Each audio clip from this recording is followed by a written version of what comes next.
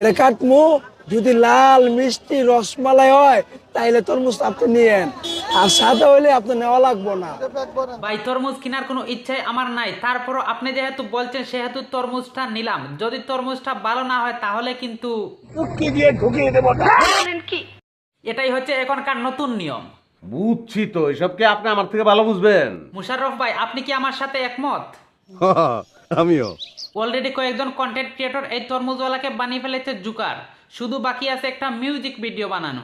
আমার চেষ্টা করছি আমি পেজের নাম কি?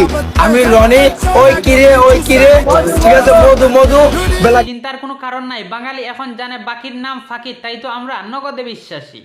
তার মানে এই তরমুজওয়ালাকে নিয়ে টুকিটাকি কাজ শুরু হয়ে গেছে, খুবই শীঘ্রই পেয়ে যাবেন, কারণ ভাইরাল পারসন বলে কথা।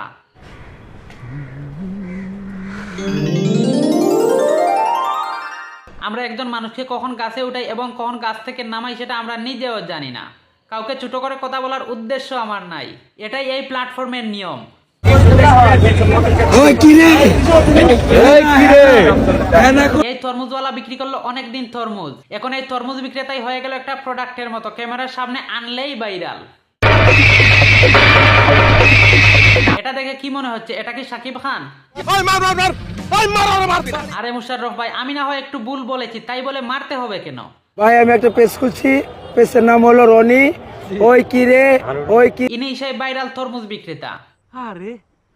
এই ভিডিওটা বানানো হয়েছে বিনোদনের জন্য, তাই দয়া করে কেউ সিরিয়াসলি নিয়েন না।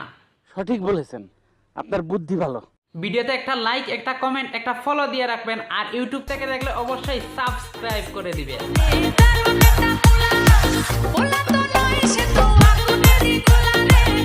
আমি চান্দা চাই না, আমি চান্দা বাঁচতে। এখন শোনেন, আপনি বাসায় যাবেন, আমার কথা শোনেন। কর্ম করে বাঁচতে চাই। মনকে দেখলু তুই ননিস না মনকে চিনলু না